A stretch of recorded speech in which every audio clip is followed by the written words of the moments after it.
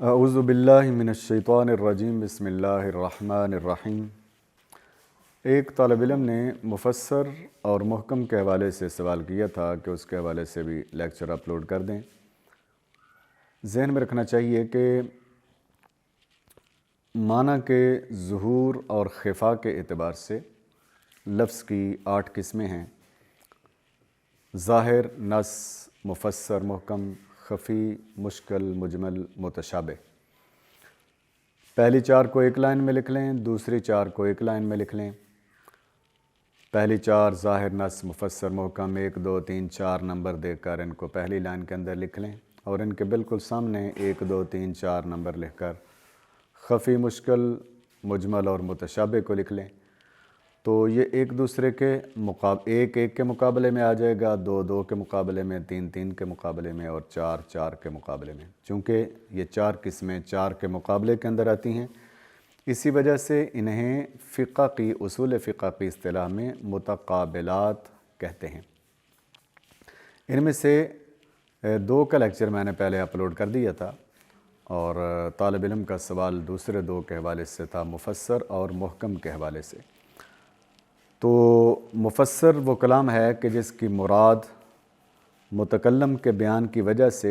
اس طرح ظاہر ہو کہ اس میں تعویل اور تخصیص ممکن نہ رہے۔ مفسر نے ایک کلام جو ہے وہ لکھا اور پھر اس کی تشریح خود ہی کر دی، اس کی تفسیر اور اس کی وضاحت خود ہی کر دی، اس طریقے سے کر دی کہ اس کے اندر مزید کسی قسم کی تخصیص یا تعویل کی گنجائش باقی نہیں رہتی۔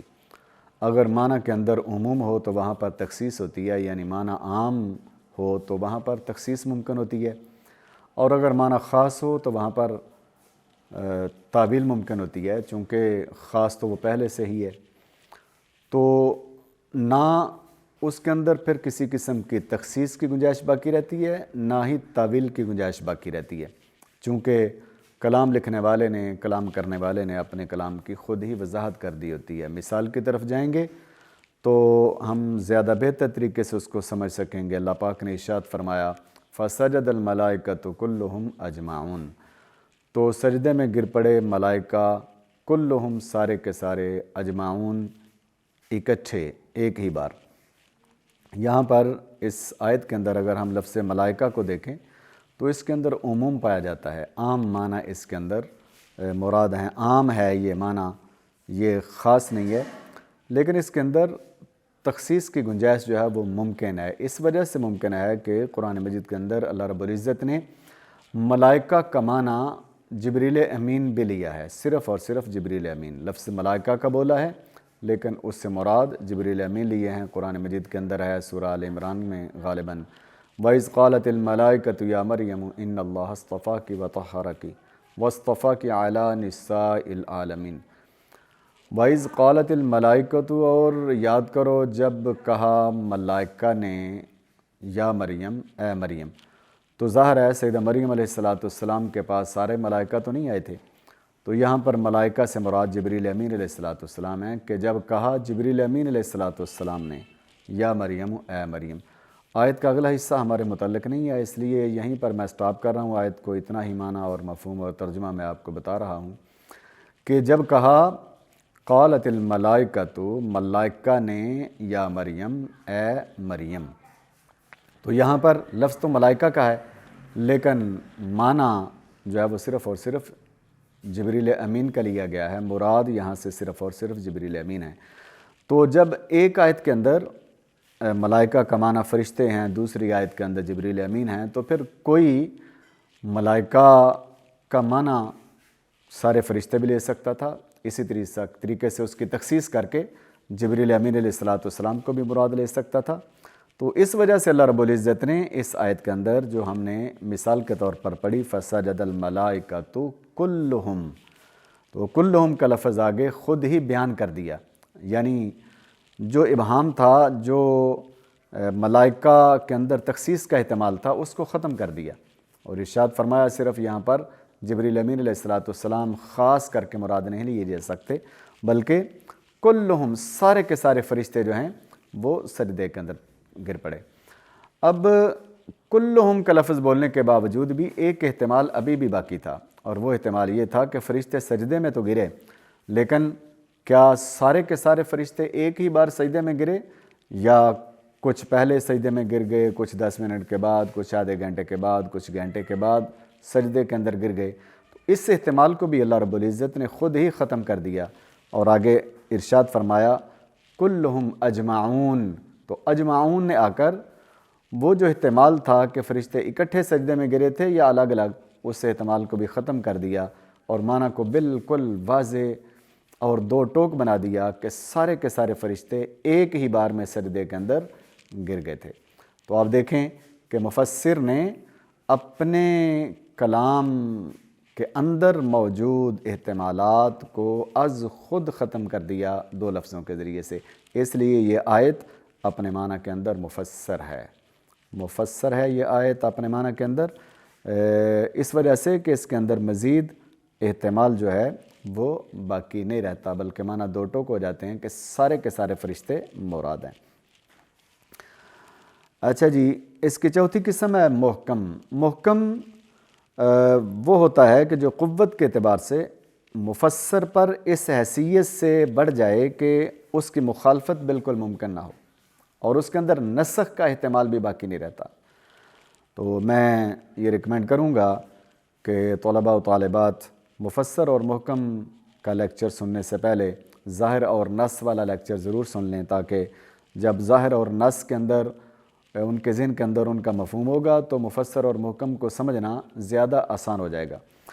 تو مفسر کے اندر محکم کے اندر قوت جو ہے وہ زیادہ ہوتی ہے مفسر کے مقابلے میں، اس اعتبار سے کہ وہاں پر تو صرف تخصیص اور تعویل کا احتمال نہیں ہوتا، لیکن نسخ کا احتمال وہاں پر موجود ہوتا ہے۔ اب نسخ کیا ہے، اس کے لیے الگ پورے کا پورا لیکچر موجود ہے، تو اس کو بھی سننا چاہیے کہ نسخ کیا ہے۔ عام اور مختصر الفاظ کے اندر میں یہ بتا دوں کہ بعض اوقات اللہ رب العزت اپنے حکمت کاملہ کے تحت ایک آیت کو نازل کرتا ہے، لیکن پھر ایک خاص وقت کے بعد جا کر وہ اس آیت کے اندر موجود حکم کو بالکل ختم فرما دیتا ہے اور اس کی جگہ پر کوئی نئی آیت لے آتا ہے، تو اس کو نسخ کہتے ہیں۔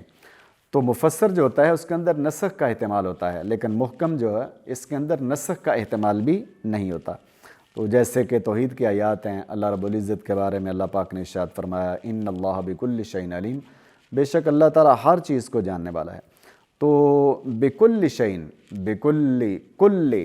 یہ جو ہے یہ اپنے معنی کے اندر بالکل محکم ہے، اس کے اندر کسی قسم کا کوئی احتمال نہیں ہے، نہ تخصیص کا، نہ تعویل کا، اور نہ ہی اس کے اندر جو ہے وہ نسخ ممکن ہے۔ اسی طریقے سے دوسری آیت ہے ان اللہ لا یظلم الناس شیئا، بے شک اللہ تعالیٰ کسی انسان پر ذرہ برابر بھی ظلم نہیں کرتا۔ تو یہ آیت بھی اپنے معنی و مفہوم کے اندر محکم ہے، اس کے اندر بالکل کوئی تعویل اور تخصیص ممکن نہیں ہے۔ اور محکم کی دو قسمیں ہیں، محکم لنفسی اور محکم لغیرہ۔ محکم لنفسی وہ ہوتا ہے جس کے اپنے اندر نسخ کا احتمال نہیں ہوتا، جیسے کہ توحید باری تعالیٰ کے بارے میں آیات ہیں جو میں نے پہلے دو پڑھی ہیں، مزید باقی توحید کے بارے میں جو آیات ہیں وہ اپنے معنی و مفہوم کے اندر بالکل محکم ہیں۔ لیکن دوسری قسم ہے محکم لغیرہ، یعنی اس کے اپنی ذات کے اندر تو نسخ کا احتمال باقی ہوتا ہے، لیکن کسی اور وجہ سے نسخ کا احتمال ختم ہو جاتا ہے۔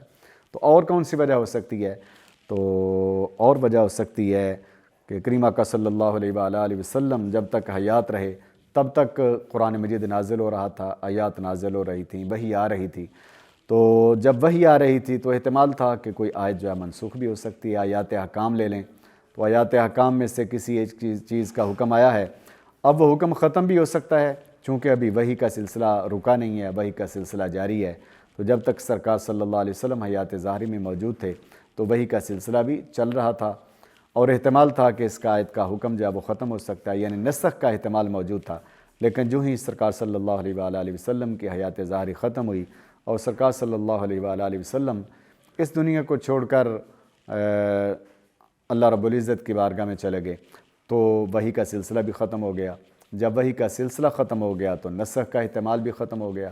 کہ اب نسخ کیسے ہوگا، یا قرآن کا نسخ قرآن سے ہوتا ہے یا حدیث سے ہوتا ہے، تو قرآن مجید کا سلسلہ بھی ختم ہو گیا، حدیث مبارکہ کا سلسلہ بھی ختم ہو گیا،